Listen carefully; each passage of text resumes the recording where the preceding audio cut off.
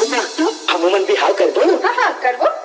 तब लोग कहीं तरस ना। नहीं मैं तो लोहारी रो। कौन? लोहारी बस? हाँ। पप्पा जी का मन होता है? बिल्कुल नहीं वाला है। गर्भों के साले हो।